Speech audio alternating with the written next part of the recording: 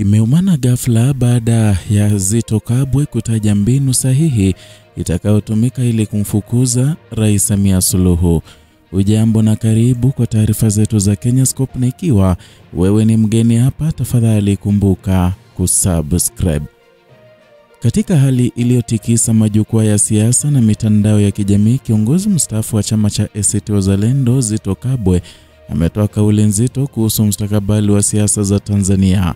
Akizungumza katika mkutano wa kampeni uliofanyika Nyamagana mkoani Mwanza, Zitto alieleza wazi kuwa chama tawala CCM hakiwezi kuondolewa madarakani kwa njia nyingine isipokuwa kupitia uchaguzi wa kidemokrasia.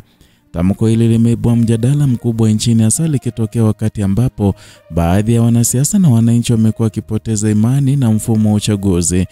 Zitto alisisitiza kuwa historia ya Tanzania imeonyesha kuwa mabadiliko ya kweli hayawezi kupatikana kupitia migomo, maandamano au msimamo ya kususia uchaguzi, bali ni kutumia sanduku la kura kama silaha kuu ya demokrasia. Na katika hotuba yake yenye uzito wa kisiasa, Zitto alisisitiza umuhimu wa wananchi kushiriki kwa amani katika uchaguzi ujao. Alieleza kuwa demokrasia haiwezi kukua ikiwa wananchi wataendelea kukosa imani na taasisi za uchaguzi.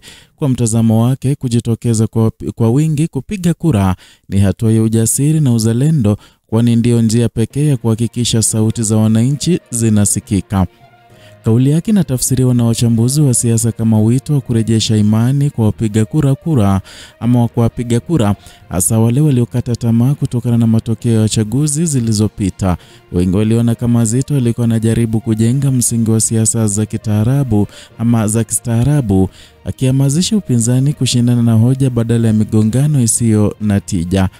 Hata hivyo, mitandaoni maoni yaligawanyika. Wafuasi wake walipongeza usemi huu wakisema ni ishara ya uelewa wa siasa ya ukomavu wa kidemokrasia, huku wakidai kuwa Tanzania bado inahitaji mageuzi makubwa ndani ya mfumo wa uchaguzi ili kuhakikisha haki inatendeka kwa wote.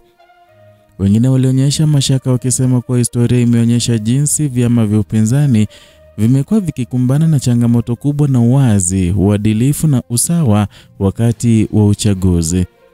Zitto, ambaye kwa miaka mingi amekuwa akijulikana kama mwanasiasa mwenye msimamo wa wazi na anayepinga rushwa, amebaki kuwa sauti ya kipekee katika siasa za upinzani.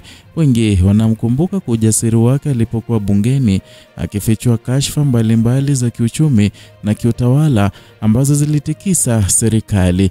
Na licha ya kupitia changamoto nyingi kisiasa, ikiwemo kukosana viongozi wenzake na kushambuliwa mara kadhaa kisiasa, bado ameendelea kuwa nembo ya ujasiri wa kisiasa nchini Tanzania. Kauli yake hivi karibuni imeonekana kama jaribio la kuunganisha nguvu za upinzani na kurejesha matumaini kwa wananchi waliokata tamaa. Kwa mtazamo wa wachambuzi, Zitto anaonekana kujaribu kujenga siasa mpya, siasa ya matumaini, amani na uwajibikaji.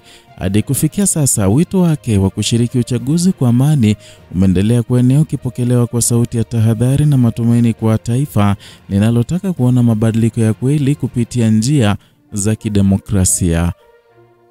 Na hiyo ndio hali ya kisiasa inaendelea kutikisa Tanzania, ambapo maneno ya Zitto Kabwe yamezua tafakari mpya juu ya hatima ya upinzani na mwelekeo wa demokrasia nchini. Kwa habari zaidi kama hizi, endelea kufuatilia Kenyascope, sauti yako ya ukweli, uchambuzi na habari za kina kutoka Afrika Mashariki.